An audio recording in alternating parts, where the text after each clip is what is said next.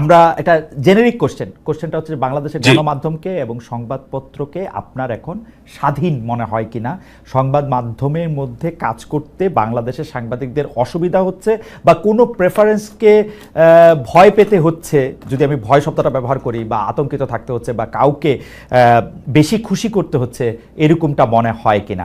আমি তুলনা করতে চাই না যে গত 15 বছরে আমরা কেমন ছিলাম, গত 15 বছরে আমরা খুবই খারাপ ছিলাম, এখন আমরা কেমন আছি সেটা যদি আমরা একটু বলি। খালেদ ভাই, আপনাকে ধন্যবাদ। জেসিন, ধন্যবাদ।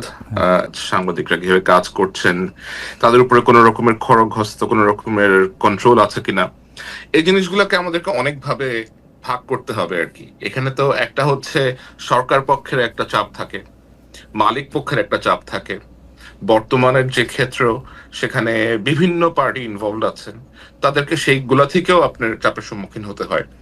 সুতরাং আপনি যে বাংলাদেশের সংবাদ মাধ্যম স্বাধীন আছে অথবা মুক্ত আছে, গণমাধ্যম মুক্ত আছে, এটা আসলে মনে করার কোনো সুযোগ নাই আর কি। আপনি দেখবেন যে আগস্ট থেকে এখন পর্যন্ত অনেক রকমের সংবাদ বাংলাদেশের গণমাধ্যমে এসেছে, বিশেষ করে বিশেষ কিছু পত্রিকা যেগুলো বিশেষ কিছু শিল্পগোষ্ঠী ওন করে থাকে, তারা এমন চটকদার সব কার্যক্রম করেন যা সাংবাদিকতার মানদণ্ডে আমার মনে হয় না যে কোনোভাবেই উত্তীর্ণ হয় আর কি। আর এছাড়া এই সংবাদপত্রের যেই যেই মিডিয়া হাউসগুলো আছে, এর মধ্যে কিছু তো আপনি এস্টাবলিশ করা হয়েছে নিজেদের উদ্দেশ্য চরিতার্থ করার জন্য। আপনি দেখবেন যে কিছু চ্যানেল আছে, কিছু খবরের কাগজ আছে যাদের নেপথ্যের ব্যক্তিরা অত্যন্ত বিতর্কিত, এবং এদের কাজ হচ্ছে এক পক্ষ হয়ে আরেক পক্ষকে আক্রমণ করা, ওই পক্ষ এসে আবার এই পক্ষকে আক্রমণ করে। কেউ কেউ আবার কখনো সরকারের সহযোগী হয়ে ওঠে, কেউ যখন দেখে যে সরকার তাদের কথা শুনছে না, তখন গিয়ে আবার তারা সরকারকে আক্রমণ করে। এটা আসলে বেশ জটিল এবং বেশ, আমার কাছে মনে হয় যে the environment is very dirty. বেশ নোংরা একটা এনভায়রনমেন্ট এখানে এখানে বিরাজ করছে। মানে আপনি আসলে কম কথাতেও সবগুলো বিষয়ই আপনি মোটামুটি এনেছেন, কিন্তু একটু সহজ করে, মানে কোয়ান্টিফাই করে যদি আমি এখন বলি যে আপনি যদি সংবাদপত্রের স্বাধীনতার সর্বোচ্চ মান যদি হয় 100, এই মুহূর্তে এই সরকার আসার পরে বা 5 আগস্টে শেখ হাসিনা যাওয়ার পরে আপনি এই সংবাদপত্রের স্বাধীনতার মানদণ্ডে এটাকে কত নম্বর দিতে চাইবেন? সংবাদ স্বাধীনতার মানদণ্ডে আসলে এটা এটা খুব টাফ, কারণ আসলে কয়েকটা নিউজ পেপার আছে that we have to tell যে তারা এখনো কাজ করে যাচ্ছে, 2 থেকে 3টার মতো, সর্বোচ্চ 3টার মতো হয়তো আপনার সংবাদ মাধ্যম আছে, চেষ্টা করছে এখনো সঠিক তথ্যটা দেওয়ার জন্য। এবং তাদের স্বাধীনতা আমি বলবো যে কোনো ক্ষেত্রেই 140-এর বেশি নাই। হাসিনার সময় হয়তো যেটা 25 ছিল সেটা এখন 40 হয়েছে। আর অন্য যারা আছে ধরেন আপনার, ওদের তো আসলে ধরেন স্বাধীনতা ডিপেন্ড করে তাদের মালিক যারা, ওদের মর্জির উপরে। তো ওইটা নিয়ে আসলে মন্তব্য করার কিছু নাই আর কি। ওকে, আমরা আবার আসবো আপনার কাছে স্পেসিফিক প্রশ্ন নিয়ে। আমরা একটু কাজী জেসিন থেকে এই ব্যাপারটা একটু জানতে চাই যে বাংলাদেশের গণমাধ্যম বা সংবাদপত্রকে আপনি আসলে কিভাবে দেখছেন এই পর্যায়ে এসে। এখন আমরা কেমন আছি সেটাকে জাজ করার জন্য আগের কথা বাদ দিয়ে আপনি আজকের অবস্থা জাজ করতে পারবেন না, কোনোভাবেই পারবেন না। একটা ভেঙে যাওয়া বাসায় আপনি কেমন করে সাজিয়েছেন, ভুলে যান ভেঙে গেছেন কিনা, এই কথাটা আপনি বলতে পারবেন না। আগে কি মিডিয়া ছিল, গণমাধ্যম ছিল কিনা, সেই প্রশ্নটার উত্তর আমাদের দেখতে হবে। বিগত 15 বছরে যা হয়েছে সেটা কি সাংবাদিকতা হয়েছে কিনা সেটা আমাদের দেখতে হবে, বিরল বিকল্প বাদে। গত 15 বছর যা হয়েছে সেটা তো আমরা দেখেছি। এখন অনেকে বলে শেখ হাসিনাকে ফ্যাসিস্ট হাসিনা বলতে চায় না, বলে মাফিয়া হাসিনার পতন হয়েছে। তো মাফিয়া আওয়ামী লীগ বা মাফিয়া হাসিনা যে শাসন 15 বছর করেছে, এই শাসনটা যে করতে পেরেছে, এই জায়গাটায় তাদেরকে এনাবেল করেছে কারা? তারা কিন্তু আপনার এই মিডিয়ায় তাদেরকে সহযোগিতা করেছে 15 বছর শাসন করার জন্য। আমরা তো গণমাধ্যমকে বলি ফোর্থ স্তম্ভ, চতুর্থ স্তম্ভ। সেই জায়গা থেকে গণমাধ্যম হচ্ছে দর্পণ, একটা রাষ্ট্র কেমন চলছে, সরকার কেমন করছে সেটা দেখার দর্পণ হচ্ছে গণমাধ্যম। সেই গণমাধ্যম সেই দর্পণ দেখায় নাই, দেখিয়েছে মানবতার মা শেখ হাসিনাকে, দেখিয়েছে যে কাঁদো বাঙালি কাঁদো, বাঙালির চোখে পানি নাই, কিন্তু ফোর্স করেছে মিডিয়াতেও সারা মাস যদি শোক করে যে কাঁদো বাঙালি কাঁদো, অথচ তারা কখনই গুম খুনের কথা তুলে ধরে নাই। এই যে আড়াল করা, এই আড়াল করার মধ্য দিয়ে মাফিয়াতন্ত্র কায়েমে একরকম সহযোগিতা করেছে এই গণমাধ্যম। সুতরাং আপনি কোনোভাবেই 15 বছরের এই সময়কে বাদ দিয়ে আপনি কি এখন জাজ করা পসিবল না। 15 বছরে যা হয়েছে সেটা সাংবাদিকতা ছিল না, 15 বছর যা ছিল সেটা মিডিয়া ছিল না। এখন যা হচ্ছে, ভঙ্গুর একটা রাষ্ট্র, সম্পূর্ণ ধসে পড়া একটা রাষ্ট্র নতুন করে বিনির্মাণ করার জন্য যে প্রচেষ্টা, সেই প্রচেষ্টাটা আমরা ঠিকভাবে নিতে পারছি কিনা, সরকারের উদ্যোগ কি আমরা সাংবাদিকরা সেটা করতে পারছি কিনা, সেই জায়গাটায় যদি আমরা কথা বলি তখন মনে হয় কথা বলাটা সহজ হয়ে যায়। সেক্ষেত্রে আমি বলবো যে আমার মনে হয় যে আমরা চেষ্টা করছি, কিন্তু অনেক শস্যের মধ্যে ভূত যেহেতু রয়ে গেছে, কারণ আপনি এখানে বীজটা বপন যা হয়ে গেছে, সেই বীজের যে বপন আছে, যে বীজটা বপন আছে সেই বীজেরই চারা তো থাকবে। তো সেরকম একটা অবস্থা আছে। আপনি এখানে ব্যবস্থার যে সিস্টেমের মধ্যে আমরা আছি, সেই সিস্টেম যদি সম্পূর্ণরূপে ভেঙে দেয়া না যায়, সেই সিস্টেম থেকে যদি বের হয়ে আসা না যায়, তাহলে আপনি নতুন করে স্বপ্নের মধ্যে থেকে বলতে পারেন না যে সাংবাদিকরা সম্পূর্ণ স্বাধীন কিনা। সাংবাদিকরা সম্পূর্ণ স্বাধীন হবে কি করে? একটি ঘরের কি আপনার শুধুমাত্র পর্দাটা বদলালে হয়ে যাবে? একটি ঘরের কি শুধু দুয়ারের রংটা বদলালে হয়ে যাবে যে সেই ঘরটা অন্যরকম হয়ে গেল? তা তো না। আপনার ফাংশন করছে কারা, কিভাবে, সেখানে তো কোনো পরিবর্তন আসে নাই। সুতরাং আমরা যদি বলি যে অনেক কিছু পরিবর্তন আমরা আশা করছি, সেটাতে ইউটোপিয়ান চিন্তা হবে বলে আমার কাছে মনে হয়। জেসিন, আপনাকে ধন্যবাদ। আমি আপনার প্রসঙ্গে আসার আগে আমি একজন দর্শকের মন্তব্য একটু পড়তে চাই। আশরাফুল করিম খান, তিনি মন্তব্য করেছেন, অসংখ্যবার একই মন্তব্য তিনি করছেন, সেজন্য তার মন্তব্যটি চোখে পড়ছে। খালেদ ভাই, আপনি যেই টোনে এনসিপির নেতাদের সঙ্গে কথা বলেন, সেই টোনে কি এই দুইজন অতিথির সঙ্গে কথা বলতে পারবেন? আছে সেই হেডম? ঠিক আছে, মানে না, সেটা আমি পারবো না, কারণ হচ্ছে যে মানে দুইজন অতিথি বা দুই ধরনের অতিথি দুই রকম। আমি এবার একটু প্রসঙ্গে আসি জেসিন, আপনার জন্য আমার স্পেসিফিক প্রশ্নটা যেটা ছিল সেইটাও আসলে এরকমই একটা প্রশ্ন। সেটা হচ্ছে যে আপনি বলছেন যে এই যে যারা স্বৈরাচার ছিল, যারা ফেসিস্ট ছিল, তাদেরকে আসলে এনাবল করেছে কারা, মিডিয়া সহযোগিতা করে, মিডিয়া তাদেরকে, সরকার কি করেছে সেইটা তারা আসলে দেখায় নাই, দর্পণ হিসাবে তাদের যে কাজ করা দরকার ছিল সেটা তারা করে নাই।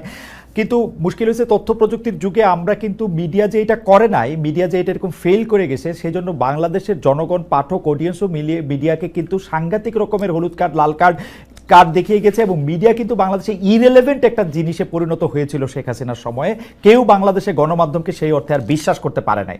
আমরা বাংলাদেশের মিডিয়াতে শেখ হাসিনার সংবাদ সম্মেলন করা থেকে শুরু করে যা কিছু ছাপা হয়েছে তা নিয়ে হাসাহাসি করতে দেখেছি, ফান করতে দেখেছি, ট্রোল করতে দেখেছি, বিশ্বাস করতে খুব কম লোককেই দেখেছি।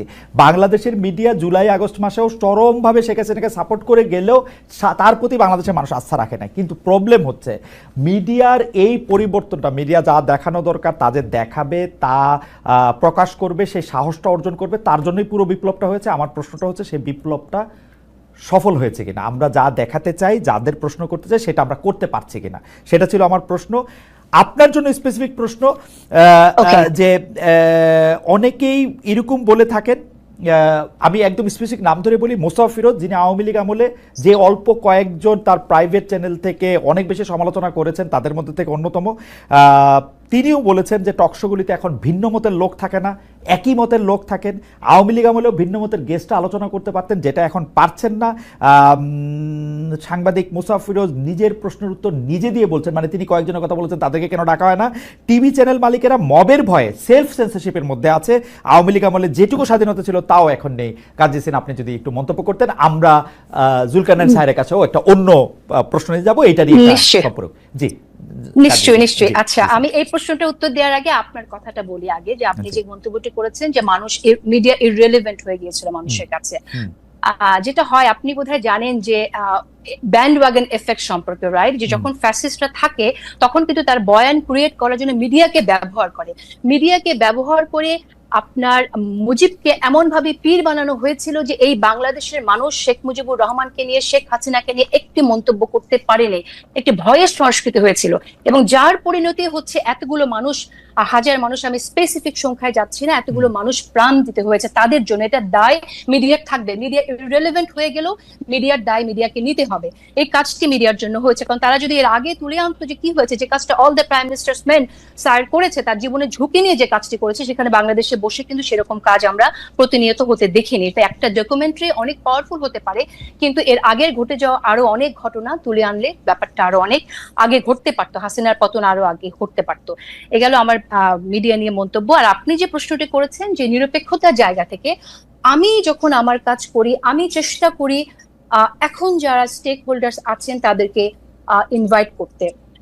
আমাদের অনেক সমস্যাই হয়, আপনি নিজে হোস্ট করছেন একটা অনুষ্ঠান, নিজে পরিচালনা করছেন, আপনি জানেন যে কি ধরনের চ্যালেঞ্জ ফেস করতে হয়, অনেকটা অনেকের সাথে বসতে চায় না, এই ধরনের প্রবলেম থাকে। তারপর আমার জায়গা থেকে আমি মনে করি যে আমি যতটুকু চেষ্টা করছি সেটা আমি সৎভাবেই চেষ্টা করছি সবার পার্টিসিপেশন রাখার জন্য। আমাকে শোনা এরকম মন্তব্য শুনতে হয় যে আমি আমার প্রোগ্রামে শুধু কেন এত এনসিপির নেতাদেরকে কেন ডাকি, তারা তো ছাত্র, তারা তো অল্প বয়স, তাদের সাথে অনেকে বসতে চায় না, আপনি কেন ডাকেন? আমার শুনতে হয় এরকম মন্তব্য। আমার এরকম মন্তব্য শুনতে হয় যে আমি অনেক জামাতে নেতাদের ডাকি, কিন্তু আমি তাদেরকে ডাকি এজন্যই যে গণ অভ্যুত্থানের যারা স্টেক হোল্ডার্স, আমি মনে করি তাদের ভয়েস, তাদের ইনক্লুসিভনেস আমাদের মেনটেন করা, ম্যানেজ করা দরকার, যে কোনো ভাবেই হোক আমাদের আলোচনার মধ্যে।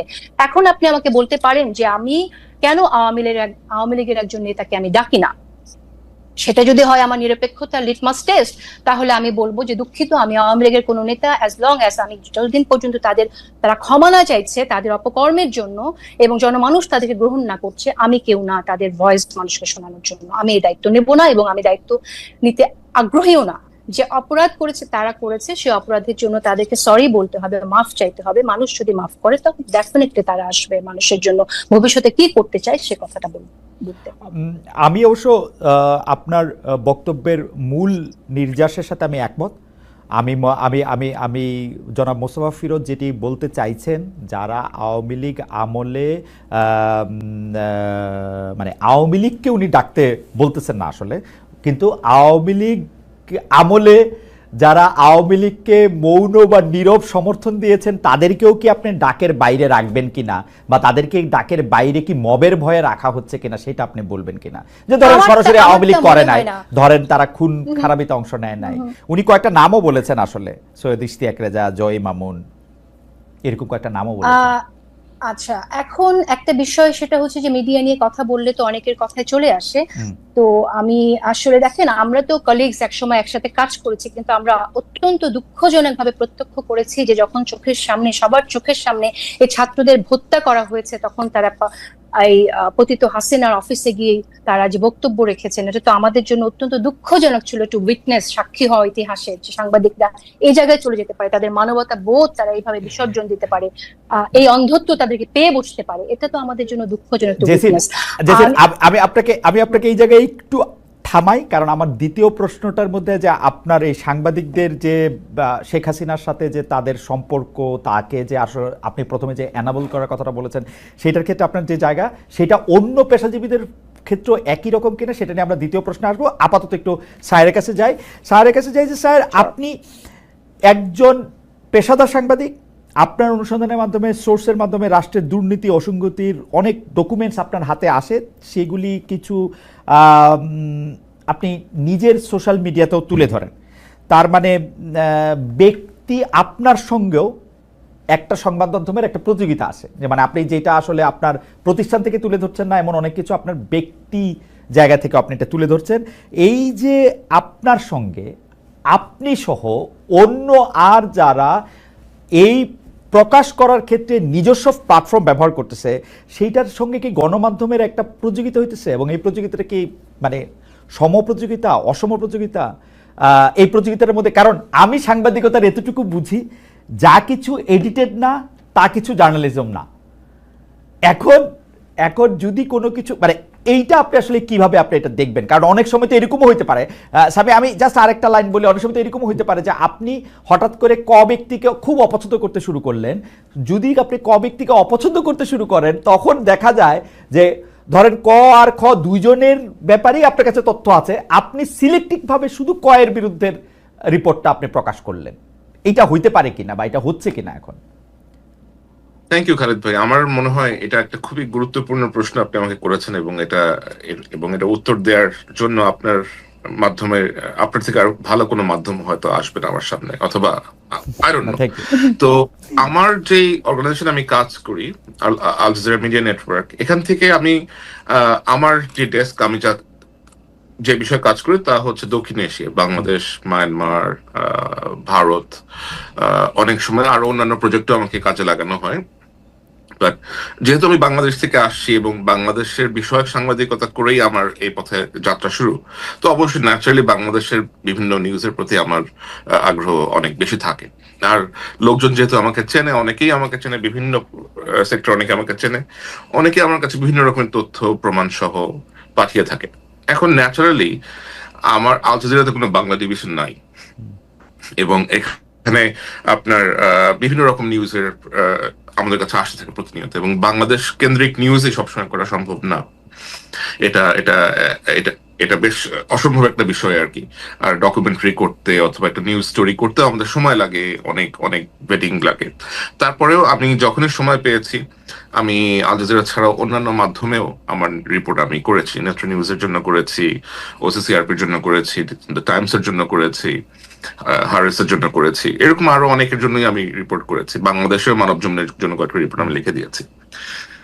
বাট যেটা হয় সেটা হচ্ছে যে আমার কাছে যা আসে, আমার পক্ষে এগুলা যেহেতু বাংলাদেশের কোনো পত্রিকা গ্রহণ করতে রাজি হয় না, এখন কেন তারা রাজি হয় না সেটা একটা বেশ বড় প্রশ্ন। কারণ আমি অনেক সময় জিজ্ঞেস করেছি, অনেকের এডিটরদের সাথে আমার কথা হয়েছে, তারা বলেছে যে মালিক ঝামেলা করতে পারে, মালিক পছন্দ করবে না, অথবা সরকার আমাদেরকে চাপ দিতে পারে, চাপ দিয়ে নিউজ তুলে নিবে, অনেক প্রবলেম করতে পারে, আমাদের হয়তো ওয়েবসাইট ডাউন করে দিবে, আমাদের জার্নালিস্টকে ভয় দেখাবে। তো আমার কাছ থেকে আসা রিপোর্ট এখনো পর্যন্ত অনেকেই বেশ ভয় পান আর কি। আমার আমার মনে হয় একটা আতঙ্কে থাকেন যে আমার নামে অ্যাফিলিয়েটেড হয়ে গেলে কোনো না কোনো ভাবে যদি তারা ক্ষতিগ্রস্ত হন। কারণ আমার অনেক রিপোর্ট হয়তো অনেকের বিপক্ষে গেছে, অনেকে এটার দ্বারা ক্ষতিগ্রস্ত হয়েছেন, অনেকে কিছুটা হয়েছে, like somehow some people got affected, এবং তারা কোনো না কোনো ভাবে বিভিন্ন পত্রিকা মিডিয়া হাউসের সাথে সম্পৃক্ত। তো আমার প্রেজেন্স থাকলে তারা মনক্ষুণ্ণ হবেন। তো আমি যেটা করি, যেগুলো বেশি গুরুত্বপূর্ণ, একেবারেই যেগুলো বেশি গুরুত্বপূর্ণ, যেগুলো যাওয়া উচিত মানুষের কাছে, আমি নিজেই একটু সময় বের করে ওই সেই রিপোর্ট গুলা অথবা সেই ডকুমেন্ট যা কিছু আসে একটু যাচাই বাছাই করি। আর আমার তো অবশ্যই বাংলাদেশে একটা নিজস্ব কিছু লোকজন আছে যারা আমার জন্য এই ফ্যাক্ট চেক গুলা করেন অথবা খোঁজ নেন, বিভিন্ন দপ্তরে গিয়ে আপনার সত্যতা ভেরিফিকেশন করে আসেন। তো সেই মেকানিজমটা আমার আছে, বাট আমি ওটা সামনে আনতে চাই না, বিকজ আই ডোন্ট ওয়ান্ট না টু না রিস্ক না না, দ্যাট। আপনি অবশ্যই সামনে আনবেন না স্যার, আপনি তাকে প্রোটেক্ট করতেই হবে। আমার অবশ্যই আমার মানে এক লাইনে এবং যেটা সেগুলো আমি আচ্ছা, হ্যাঁ এডিট করেই নর্মালি প্রকাশ করে থাকি। আর আমার মনে হয় যে আমি ফেসবুকে যেটা করি এটা আসলে সাংবাদিকতা না, আমি তো ফেসবুক সাংবাদিকতা করতে আসি নাই। আচ্ছা আর আমার সাংবাদিকতা অন্য জায়গাতে হয়, যেটা আমার কাছে আসে এটা আমার কাছে চলে আসে তথ্য, এবং আমার মনে হয় যে মানুষের জানা প্রয়োজন, পিপল শুড নো, আমি শেয়ার করে দেই। আমি আমি শুধু সাংবাদিকতার একজন মানে ছাত্র হিসাবে জি। আমি আপনার কাছ থেকে এটা জানতে চাইবো যে ধরেন আপনি ফেসবুকেরটাকে আপনি সাংবাদিকতা বলতেছেন না, কিন্তু আপনাকে যখন মানে আরও 15-20 বছর পরে যখন কন্টেন্ট অ্যানালাইসিস করে আমাদের সময়টাকে ধরা হবে, তখন আপনি অবশ্যই একটা গুরুত্বপূর্ণ চ্যাপ্টার হিসাবে থাকবেন। তখন আপনার এগুলিকে আসলে কি হিসাবে ধরা হবে? কারণ আমি আপনাকে ঘটনাটাও বলি, তাহলে আপনি বুঝতে পারবেন। আপনি যখন উপদেষ্টা আসিফ মাহমুদ সজীব ভুঁইয়ার এয়ারপোর্ট থেকে বেরিয়ে আসাটার ওই ভিডিও যখন আপনি প্রকাশ করলেন, তখন এই উপদেষ্টা কিন্তু প্রশ্ন তুলেছেন যে রাষ্ট্রের গোপন ও বিশেষায়িত স্পর্শকাতর তথ্য, অর্থাৎ এয়ারপোর্টের সিসি ক্যামেরার তথ্য যদি আপনার কাছে চলে যায়, তার মানে আপনার তো বিভিন্ন জায়গায় বিভিন্ন মানুষজনও আছে, এবং সেইটার ক্ষেত্রে আপনি একটা পিক এন্ড চুজ করতেছেন। আসিফ মাহমুদ সজীব ভুঁইয়াকে আপনি দেখতে পারেন না, এনসিপিকে আপনি অপছন্দ করেন, সেই জন্য এটা সঙ্গে সঙ্গে আপনি দিয়ে দিচ্ছেন। কিন্তু বিএনপির কেউ হইলে, আমি কথার কথা করছি, বা জামাতের কেউ হইলে সেইটা আপনি দিতেন না। ব্যাপারটা কি একটা মানে একটা অসম জায়গা তৈরি করতেছে কিনা? ব্যাপারটা মোটেও অসম জায়গায় তৈরি করতেছে না, এবং আপনি একটা বেশ মজার একটা একটা একটা একটা চ্যাপ্টার নিয়ে আসছেন। আমি I will go back to the before one, যেটা বলতেছিলাম যে আজ থেকে 15-20 বছর পরে গেলে যখন এগুলো নিয়ে আলোচনা হবে, if I am alive or not, তখন এগুলো কি হিসেবে গণ্য হবে? তখন এগুলো এই হিসেবে গণ্য হবে যে বাংলাদেশের সাংবাদিকতা করাটা এতটাই ভীতিকর ছিল যে সাংবাদিকরা অমুক সাংবাদিকের জুলকারনাইন সায়ের খানের রিপোর্ট নিত না, এই লোককে বাধ্য হয়ে অনলাইনে রিপোর্ট প্রকাশ করে দিতে হইতো। এটা এডিটেড বলেন, র বলেন, হোয়াট এভার ইট ইজ। তো অবস্থাটা এতটাই একটা ভীতির সিচুয়েশন আমাদের মধ্যে ক্রিয়েট হয়েছিল।